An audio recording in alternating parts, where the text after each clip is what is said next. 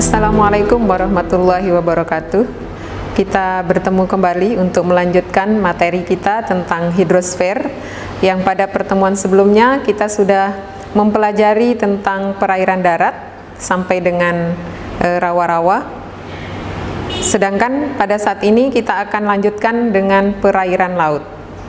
Pada kesempatan ini untuk materi perairan laut, Ibu akan menjelaskan tentang jenis-jenis laut, kemudian yang kedua nanti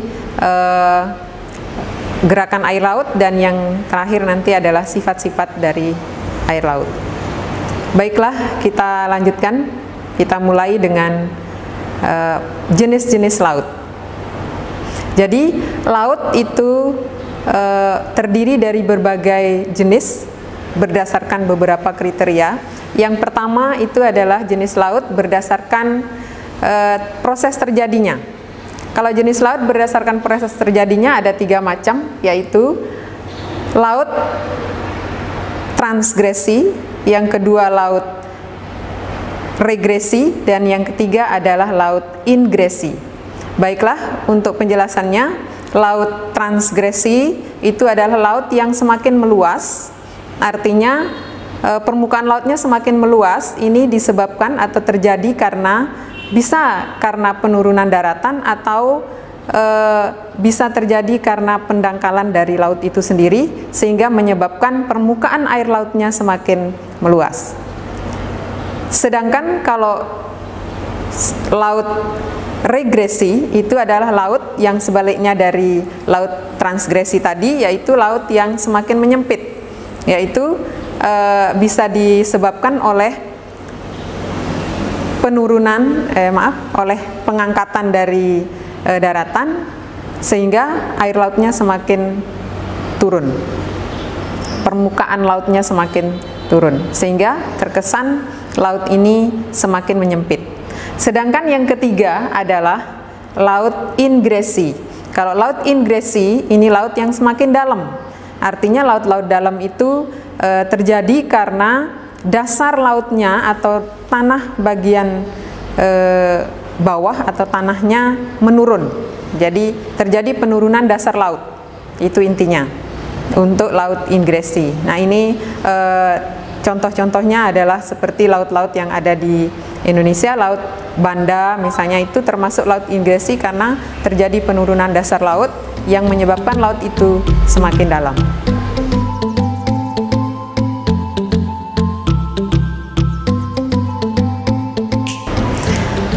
Jenis laut yang kedua itu didasarkan pada letaknya. Kalau berdasarkan letaknya dibedakan jadi 3 juga. Yang pertama itu ada laut tepi, yang kedua laut pertengahan, dan yang ketiga adalah laut pedalaman. Untuk laut tepi, seperti namanya, laut tepi berada di tepi benua. Jadi laut ini berada di tepi benua, tetapi dia dihalangi oleh adanya gugusan pulau di depannya. Misalnya contoh seperti Laut Utara yang berada di tepi benua Eropa, dan di depannya ada Kepulauan Inggris. Nah, itu untuk contoh dari laut tepi. Kemudian yang kedua itu adalah laut pertengahan. Kalau laut pertengahan ini laut yang berada di antara 2 benua atau lebih. Itu misalnya contoh seperti laut yang ada di Kepulauan Indonesia, itu yang berada di antara benua Asia dan benua Australia. Berikut ada Laut Karibia, yaitu laut yang berada di antara lempeng atau benua Amerika Utara dengan benua Amerika Selatan. Nah, itu contoh dari laut pertengahan, yang mana laut pertengahan ini dicirikan, ya, penambahan cirinya adalah laut ini terdapat di antara 2 atau lebih benua, tetapi ditumbuhi oleh adanya pulau-pulau vulkanis. Kemudian berikutnya ada yang ketiga, yaitu laut pedalaman. Kalau laut pedalaman ini adalah laut yang sebagian besar atau hampir seluruhnya itu dikelilingi oleh daratan. Nah, ini contohnya seperti Laut Kaspia, Laut Hitam, ya. Kemudian ada Laut Baltik. Nah, itu contoh dari laut berdasarkan letaknya, yaitu laut pedalaman.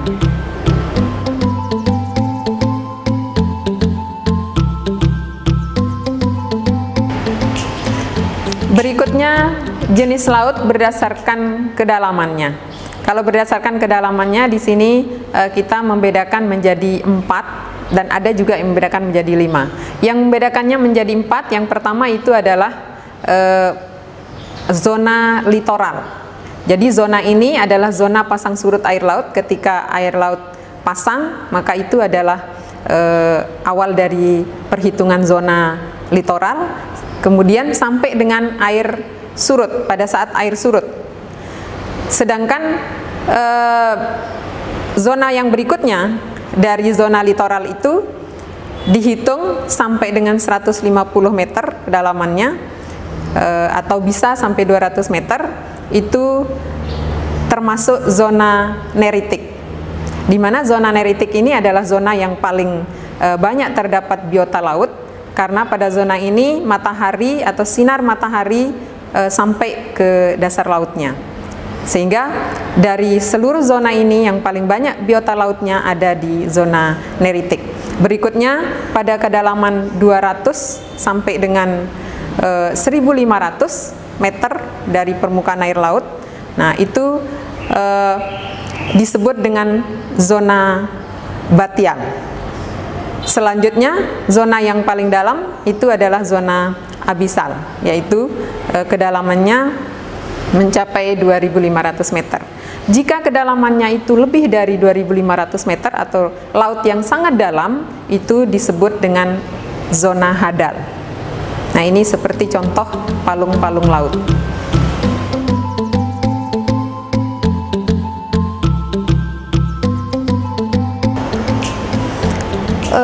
Laut kita juga sama seperti permukaan daratan memiliki morfologi. Artinya seperti di daratan ada gunung, ada lembah dan sebagainya, sama di laut, di dasar laut juga seperti itu. Jadi laut pun memiliki morfologi. Adapun morfologi dari laut bisa kalian lihat di gambar ini, ada continental shelf, ada continental slope. Kalau continental shelf itu bagian dari daratan, sedangkan continental slope itu sudah masuk pada lereng yang menuju pada dasar laut yang lebih dalam. Sedangkan ada continental rise. Itu continental rise itu sifatnya lebih datar dan merupakan dasar laut. Kemudian di sini ada juga palung laut atau trench. Kemudian ada transform fault di situ, ada mid ocean ridge ya yang bisa kita jumpai. Kemudian ada juga gunung laut atau simon. Kemudian ada guyot yang merupakan gunung laut yang sudah tererosi. Ada lubuk laut dan lain sebagainya yang bisa kalian lihat pada gambar di sini dan pada lembar kerja yang sudah kalian miliki.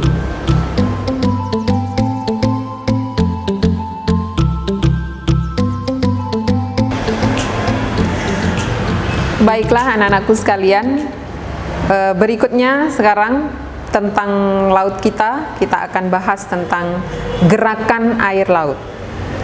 Jadi air laut memiliki gerakan. Di sini Ibu akan jelaskan ada 3 jenis gerakan. Yang pertama itu adalah gerakan pasang surut. Yang kedua nanti kita akan bahas tentang gelombang laut. Lalu yang ketiga adalah tentang arus laut. Baiklah, kita mulai dengan pasang surut air laut. Kalian yang sudah pernah mengamati pesisir pantai, mungkin kalian pernah melihat ketika air pasang atau ketika air surut. Atau yang bertempat tinggal di pesisir pantai selalu mengamati hal ini ya. Jadi berapa kali terjadinya pasang dan surut air laut dalam sehari semalam atau dalam 24 jam, ini sangat bervariasi di seluruh permukaan bumi. Tapi secara umum kalau di Indonesia itu terjadi 2 kali pasang dan 2 kali surut, tetapi dengan tinggi yang berbeda. Jadi ini yang dikenal dengan istilah pasang surut campuran, yang cenderung yang cenderung pada semi diurnal. Jadi ada pasang surut diurnal, ada pasang surut semi diurnal, ada pasang surut campuran yang cenderung diurnal, dan ada pasang surut campuran yang cenderung semi diurnal. Nah, yang banyak terjadi di Indonesia itu adalah yang pasang surut campuran yang semi diurnal, dan ada juga yang bersifat diurnal juga. Baik, untuk yang diurnal itu 1 kali pasang dan 1 kali surut dalam 24 jam. Sedangkan kalau semi diurnal itu 2 kali pasang, 2 kali surut dalam 24 jam dengan tinggi yang sama. Tapi kalau kita di Indonesia itu mix ya, atau campuran antara yang diurnal dan semi diurnal.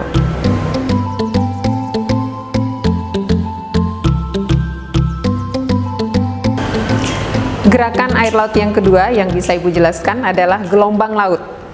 Jadi gelombang laut merupakan gerakan air laut, tetapi tidak diikuti dengan massa atau tidak diikuti dengan perpindahan dari massa air laut itu. Jadi sama seperti kita ibaratkan seutas tali yang kita sematkan di ujung tembok di sana, kemudian kita tarik di sini, lalu kita goyang-goyangkan, maka akan terjadi gelombang seperti itu. Nah, di permukaan air laut juga demikian. Jadi dia tidak diikuti dengan adanya perpindahan massa air laut, tetapi dia membentuk gelombang atau gerakan yang naik turun. Nah, gelombang laut ini bisa disebabkan oleh beberapa hal. Yang pertama itu adalah angin, yang kedua ada gempa bumi, ya. Kemudian yang ketiga adalah gunung laut yang meletus. Apabila terjadi gunung laut meletus, misalnya Gunung Anak Krakatau, maka di situ akan menimbulkan gelombang laut yang lebih besar. Sama juga jika terjadi gempa bumi yang pusat gempanya ada di dasar laut, maka ini juga bisa menyebabkan terjadinya gelombang laut yang lebih besar. Tetapi yang paling dominan dari penyebab terjadinya gelombang laut itu adalah angin yang setiap saat memberikan efek atau dampak terhadap besar kecilnya gelombang di permukaan laut.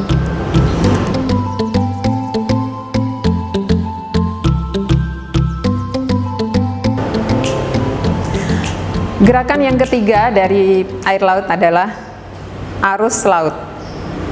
Jadi kalau tadi gelombang laut, gerakan air laut yang tidak diikuti dengan perpindahan massa air laut, kalau arus laut ini perpindahan atau gerakan air laut yang diikuti dengan perpindahan massa air laut. Jadi ibaratnya seperti air sungai yang mengalir seperti itu.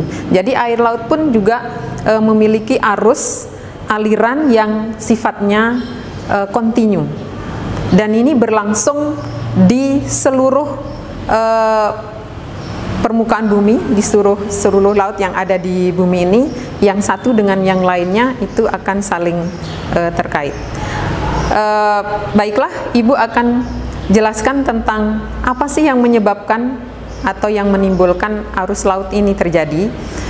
Bisa ditimbulkan dari arah angin atau disebabkan oleh angin.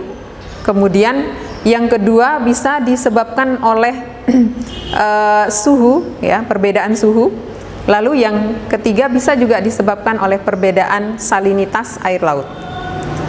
Yang secara umum dari perjalanan air di permukaan bumi kita ini disebabkan oleh perjalanan angin yang bersifat kontinu, yang bersifat terus-menerus berlangsung.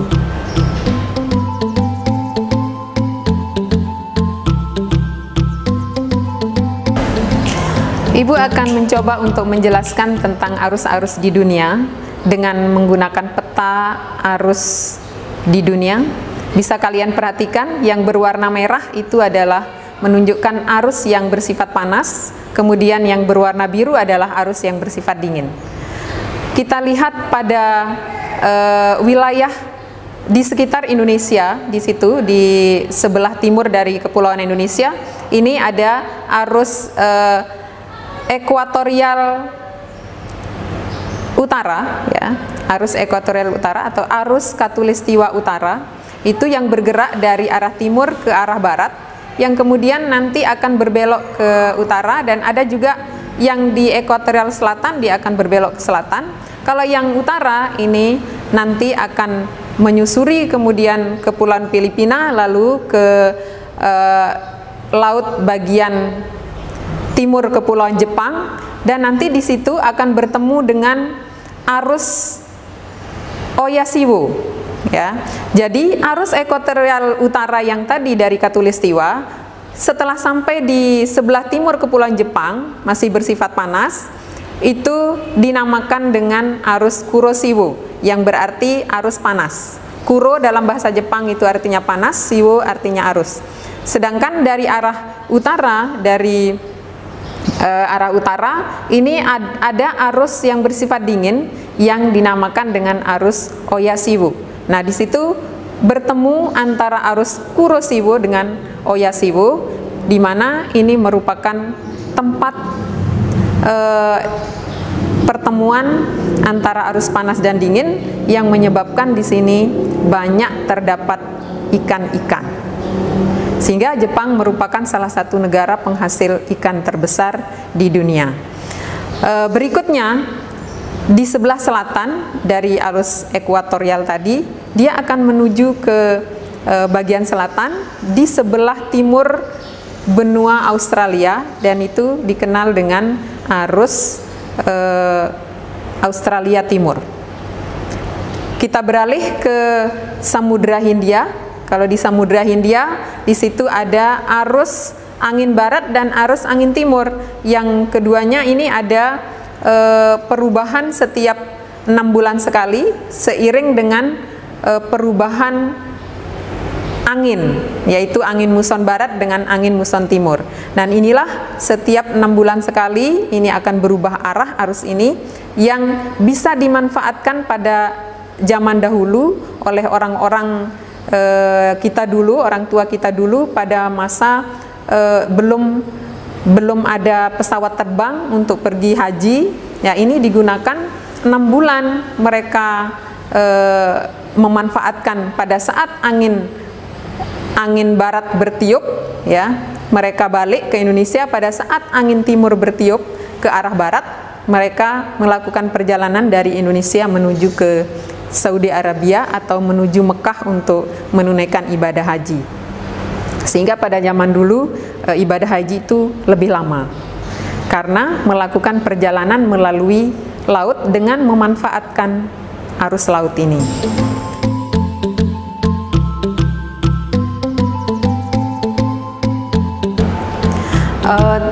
Demikian tadi kalian sudah belajar, kita sudah melihat arus laut yang terdapat di sekitar Kepulauan Indonesia, yaitu yang berada di Samudra Hindia dan yang di Samudra Pasifik bagian barat.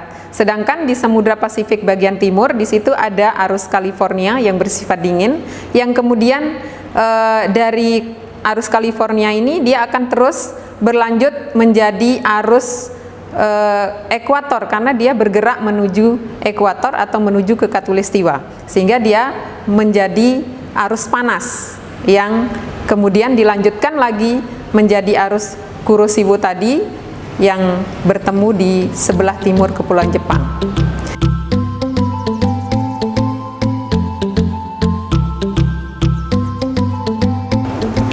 Konon arus California ini dulu membawa ikan yang sangat populer di Indonesia, di mana ikan-ikan ini dulu bertelur di Teluk California yang kemudian dibawa oleh arus California menuju ke ekuator, menjadi arus ekuator, yang kemudian setelah sampai di Kepulauan Indonesia, ikan-ikan ini sudah memiliki besar yang sama, semuanya rata, tidak ada yang paling besar dan tidak ada yang paling kecil.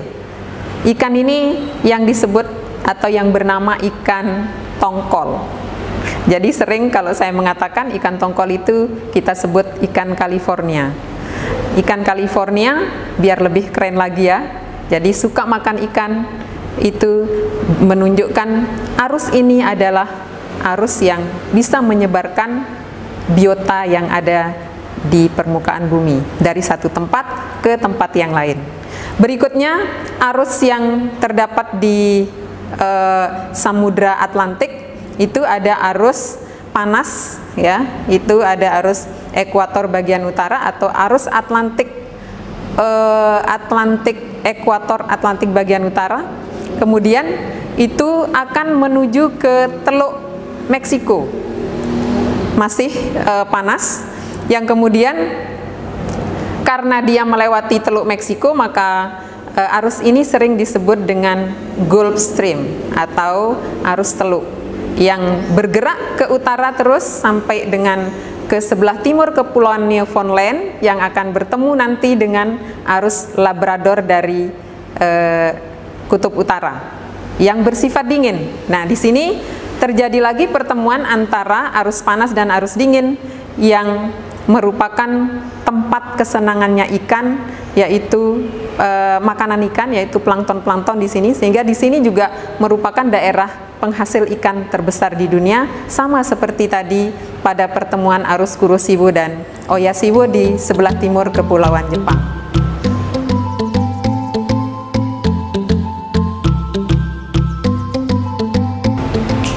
Jadi arus laut juga dapat diklasifikasikan didasarkan pada suhunya. Kalau didasarkan pada suhunya seperti yang Ibu jelaskan tadi pada peta arus dunia, itu suhu yang panas atau arus yang panas itu cenderung akan berada di atas dan arus yang dingin itu akan tenggelam di bawah. Nah, demikian pula dengan arus yang disebabkan oleh perbedaan salinitas. Kalau perbedaan salinitas itu salinitas yang lebih tinggi itu akan tenggelam, sedangkan salinitas yang lebih rendah itu akan berada di atas, sehingga yang salinitas tinggi itu berada menjadi arus bawah dan salinitas rendah menjadi arus atas. Ya, arus atas dan arus bawah ini juga bisa dimanfaatkan untuk mengetahui atau untuk mengevakuasi kecelakaan, misalnya kecelakaan di laut seperti tenggelamnya kapal atau jatuhnya pesawat yang jatuh di dasar laut dan sebagainya. Misalnya contoh seperti di Laut Merah dan Samudra Hindia. Di situ di mulutnya Laut Merah, di situ ada Samudra Hindia yang memiliki kadar garam yang berbeda, sehingga dari Laut Merah itu bergerak arus atas menuju ke Samudra Hindia. Kemudian dari Samudra Hindia nanti dia ketemu dengan arus Samudra Hindia yang sifatnya dia dingin, yang sifatnya salinitasnya lebih rendah, sehingga dia akan tenggelam.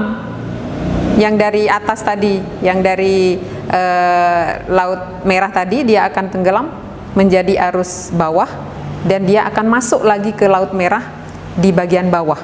Jadi sifatnya dia membentuk pola seperti ini, ya, seperti ini, sehingga nanti apabila kapal itu tenggelam di mulut dari Laut Merah ini atau di sekitar Samudra Hindia yang dekat dengan Laut Merah, maka tidak akan dicari di sekitar di situ, tetapi akan dicari kecenderungan dia akan masuk ke Laut Merah, akan dibawa atau digeret oleh arus bawah yang menuju ke Laut Merah.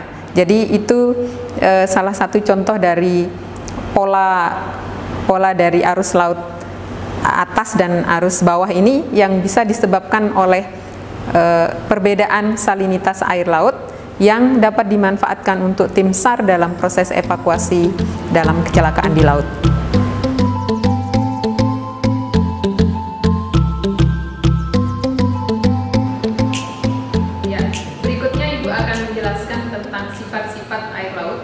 Yang pertama itu air laut memiliki temperatur. Jadi air laut itu ada yang panas, ada juga yang dingin. Ya, jadi berdasarkan temperaturnya atau dipengaruhi oleh temperaturnya. Tetapi temperatur air laut itu sendiri dipengaruhi oleh apa saja? Ya, bisa dipengaruhi oleh posisi matahari, ya. Kemudian bisa juga dipengaruhi oleh morfologi, bisa dipengaruhi oleh hembusan angin, bisa juga dipengaruhi oleh oleh radiasi matahari itu tadi sudah, atau letak geografis juga bisa, ya. Jadi temperatur itu bisa dipengaruhi oleh hal-hal yang sudah Ibu sebutkan tadi. Nah, adapun untuk sifat yang kedua itu adalah warna air laut. Kalian pasti mengatakan warna air laut itu apa? Mesti yang disebut warna biru. Padahal ternyata laut itu memiliki warna yang berbeda-beda. Tapi yang secara umum air laut itu berwarna biru. Nah, warna yang berbeda-beda ini ada warna merah, ada warna pink, ya, ada warna biru, kemudian ada warna ungu itu yang di Ambon ini karena ada memantulkan fosfor yang ada di situ. Kemudian ada berwarna hitam karena ada lumpur hitam, kemudian berwarna merah karena memang ada zat-zat termik di permukaan laut yang memantulkan warna merah seperti yang terjadi atau yang ada di Laut Merah. Maka disebut laut merah. Kemudian laut kuning, ya, berwarna kuning karena disebabkan oleh banyaknya lumpur warna kuning yang dibawa oleh sungai Yangtze atau sungai kuning yang dibawa dari daratan Cina ke laut kuning yang berada di tepi daratan Cina. Kemudian ada laut yang berwarna hijau itu karena tumbuh-tumbuhannya biasanya itu. Kemudian putih, ya, ada lagi warna putih ini karena tertutup oleh salju biasanya.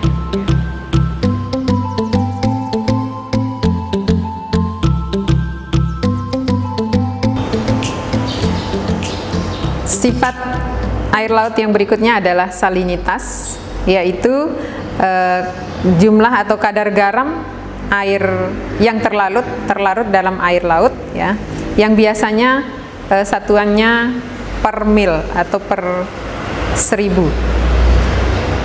Salinitas ini sendiri dipengaruhi oleh banyak sedikitnya penguapan, ya, atau besarnya penguapan yang terjadi.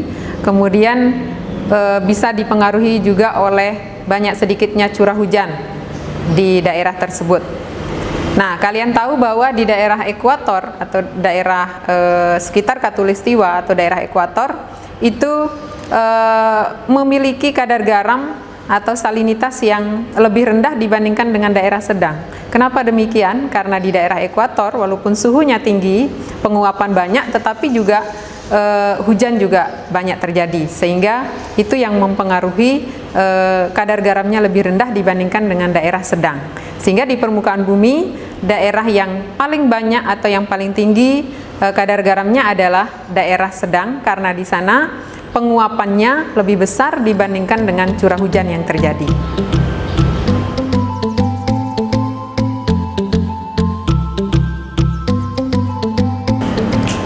Lalu sifat yang berikutnya ini ada tekanan air laut.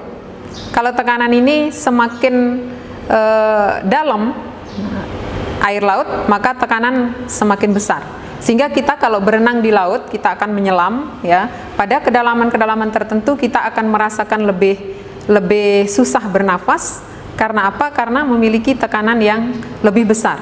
Jadi pada kedalaman tertentu saja manusia bisa menyelam ke dasar laut atau ke kedalaman tertentu di laut. Nah, itu tadi tekanan di dasar laut atau ketekanan di air laut itu dipengaruhi oleh kedalamannya. Semakin dalam maka tekanan semakin tinggi.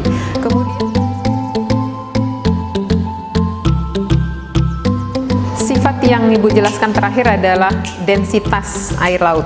Jadi densitas ini berhubungan dengan kepadatan air laut, di mana kepadatan air laut ini dipengaruhi oleh temperatur, bisa juga dipengaruhi oleh salinitas dan tekanan air laut itu sendiri. Semakin tinggi salinitas air laut, maka densitas juga akan semakin tinggi.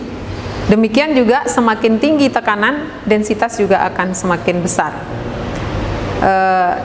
Itulah yang dapat Ibu jelaskan tentang perairan laut, mulai dari jenis-jenis laut, kemudian gerakan air laut dan sifat-sifat air laut.